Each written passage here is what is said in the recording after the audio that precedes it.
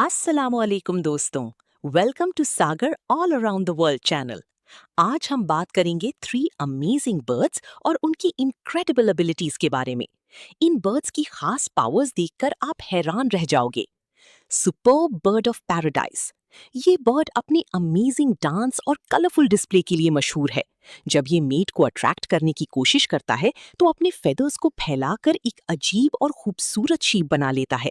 इसका dance nature की सबसे अमेजिंग परफॉर्मेंसेस में से एक माना जाता है। पेरिग्रिन फैल्कन।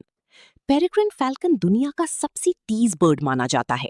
शिकार करते वक्त ये आसमान से बहुत ज्यादा स्पीड से नीचे आता है। इसकी स्पीड 300 किलोमीटर पर आवर से भी ज्यादा रिकॉर्ड की गई है, जो इसे दुनिया की फास्टेस्ट एनिमल्स में शामिल करती है। Secretary bird. सेक्रेटरी बर्ड एक यूनिक बर्ड है जो ज्यादातर जमीन पर चलता है। इसकी सबसे खास एबिलिटी ये है कि ये डेंजरस स्नेक्स का शिकार करता है। अपनी लंबी और पावरफुल टांगों की मदद से ये सांप को इतनी तेजी से किक मारता है कि उसे हरा देता है।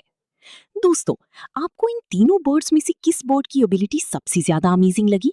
कमेंट में जरूर बताइए।